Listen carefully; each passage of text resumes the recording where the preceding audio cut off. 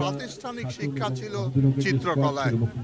তিনি Kolkata art college থেকে পাশ করেছেন, সেখানে প্রথম শ্রেণীতে প্রথম স্থান অধিকার করেছেন।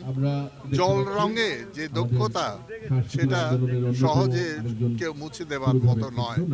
তারপরে তিনি যোগ দিয়েছেন টেলিভিশনে, ঢাকা টেলিভিশনে, তখন প্রথম যুগ। এবং মজার ব্যাপার হচ্ছে, তারা কেউ টেলিভিশন কোনোদিন জীবনে দেখেননি, কিন্তু তাদের হাতেই গড়ে উঠল টেলিভিশনের সুবর্ণ সময়। এবং তারা নিজেদের দক্ষতা এবং ভাবনা দিয়ে, শিল্পস্রষ্টা দিয়ে তারা টেলিভিশনকে এক নতুন উচ্চতায় নিয়ে গেলেন। পাপেট নিয়ে তিনি যে গুরুত্বপূর্ণ কাজ করেছেন, একটা আধুনিকতা দিয়েছেন পাপেট শিল্পকে, সেটা কোনোদিন ভোলার নয়। সুতরাং আমরা মনে করব, যেখানেই তিনি কাজ করেছেন সেখানেই সোনার ফসল ফলিয়েছেন। তার মতো এমন শিল্পীর চলে যাওয়া সত্যিই বেদনার, সত্যিই একটা শূন্যতার সৃষ্টি করে। তার প্রতি গভীর কাজ আছে, সিনেমার কাজ অর্ধেকটা করেছেন। হ্যাঁ, সেটা তো আর অপূর্ণই রয়ে গেল।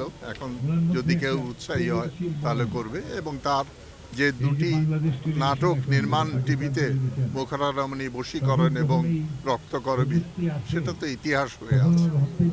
মনে রাখবো কি করে, সংরক্ষণের উপায় কি থাকে? সংরক্ষণ তো করা উচিত। হ্যাঁ, সেটা হচ্ছে যে রাষ্ট্র এগোতে পারে, প্রাতিষ্ঠানিকভাবে অন্যরা মিলে করতে পারে। সুতরাং আমরা চাইব তার শিল্প সৃষ্টি যাতে সংরক্ষিত থাকে, বিশেষ করে পাপেটগুলো, সেগুলো অবশ্যই আমাদের সংরক্ষণ করা প্রয়োজন। সংস্কৃতিকে দ্বিখণ্ড না